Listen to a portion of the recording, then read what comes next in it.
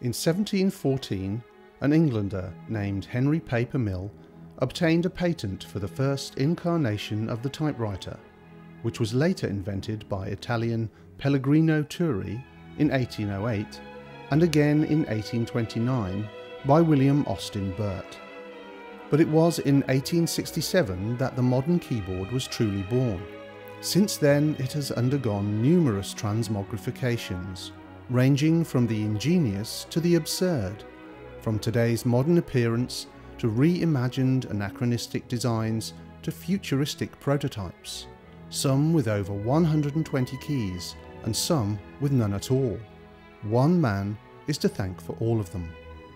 Since his initial patent, nearly all descendants of the original design bear his name, so the next time you're near a keyboard, turn it over, and chances are you'll see the name of its creator, Pierre Qwerty. But for now, sit back and hear the tale of how the keyboard you know and love came to be, and nearly didn't.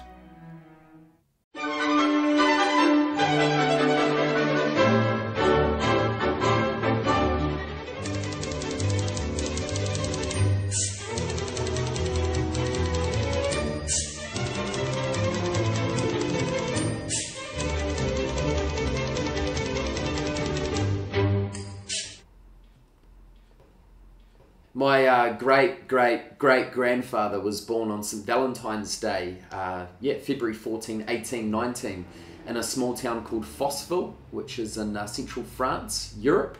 It's about 200 kilometres south of Paris, France, in Europe. And he was a middle child. He had two brothers, a sister.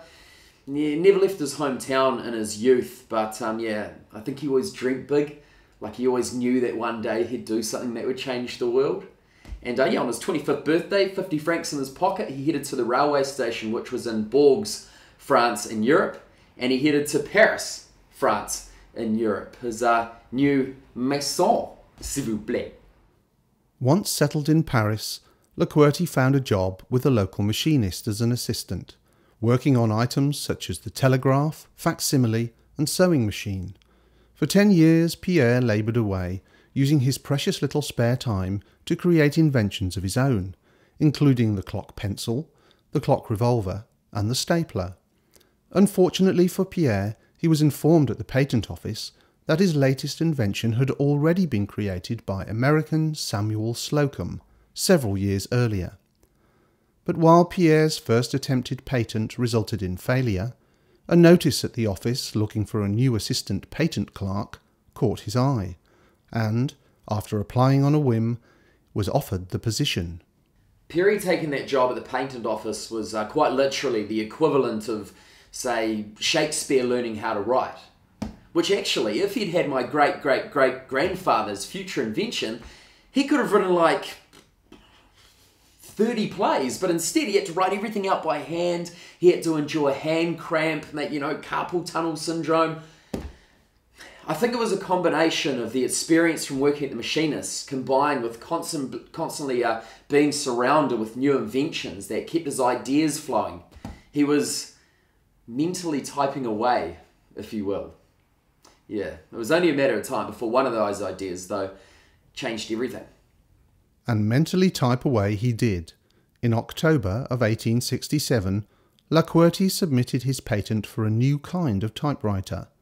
But before the patent was even approved, the font was set to trouble.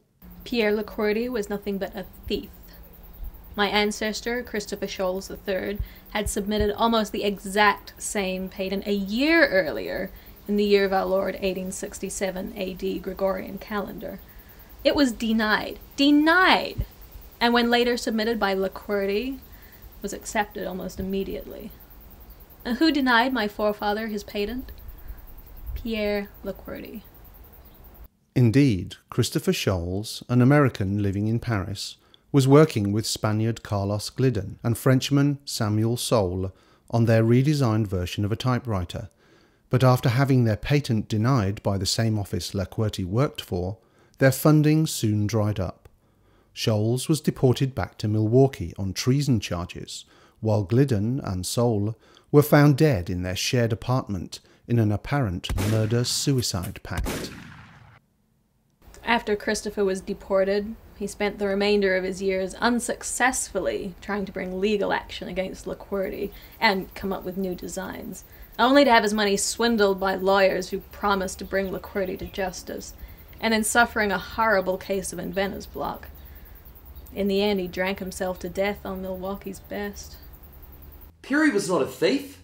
You know, the French are many things. They're snotty, pretentious, cheese-eating surrender monkeys. But they're not criminals. That's Australians. I bet whichever descendant of Qwerty you're talking to will try and defend his predecessor, but it's all one big lie. All Qwertys are the same. Garbage. He said, what about me? I'll kick his ass. Where is that son of a bitch? She's back in Milwaukee, where we interviewed her. Well, next time you see that carpetbagger, tell him, if I ever see him, shit's gonna hit the fan. Trouble, like the kind that Pierre Qwerty was headed into face first. But what you've got to ask yourself is why? Why did you have all the different nationalities working on the same project together, only to their patents denied, and then give up? Because they weren't really working on a typewriter in the first place.